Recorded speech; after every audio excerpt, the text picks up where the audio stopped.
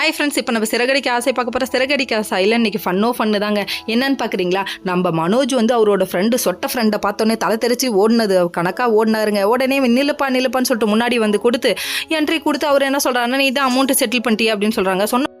சொன்ன உடனே நான் எங்கப்பா செட்டில் பண்ணேன்னு சொல்லிட்டு அவர் கேட்க, உன் பொண்டாட்டி உனக்கு பதில் செட்டில் பண்ணிட்டாங்கப்பா, இன்னும் வேணாலும் கடை வாங்கிக்கோப்பா, ஆனால் உன்னை நம்பி தரமாட்டேன், உன் பொண்டாட்டியை நம்பி கண்டிப்பாக தருவேன்ப்பான்னு சொல்லிட்டாங்க.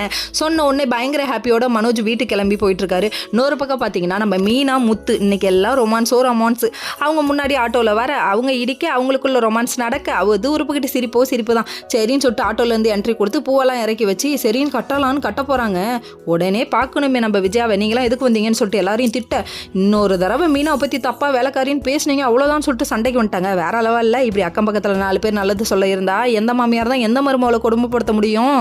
அது சரி, எத்தனை பேர் வந்து சொன்னாலும் நம்ம விஜயாவை திருத்த முடியாதுங்க. ஏன்னா நாய்வாலை நிமித்த முடியுமான்னு அது சரித்திரத்தில் இடம்பெறாது. அதே மாதிரி இதுவும் இடம்பெறாது. இன்னொரு பக்கம் பார்த்தீங்கன்னா நம்ம ஸ்ருதிக்கும் நம்ம ரவிக்கும் இடையில பிரச்சனை இருக்குன்னு நினச்சிட்டு இருக்கு.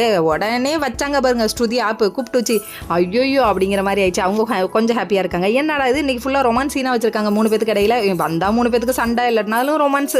இது ஒரு பக்கம் நல்லா தான் இருக்குங்கிற மாதிரி ஆயிடுச்சு. அதுக்கப்புறம் பார்த்தீங்கன்னா நம்ம மீனா ஒரு நடு ஹாலில் கூப்பிட்டு வந்து எல்லாரையும் உட்கார வச்சு பூ கட்ட ஆரம்பிச்சிட்டாங்க. உடனே யாருக்கு பசங்கன்னு பார்க்குறீங்களா, மனோஜுக்கு.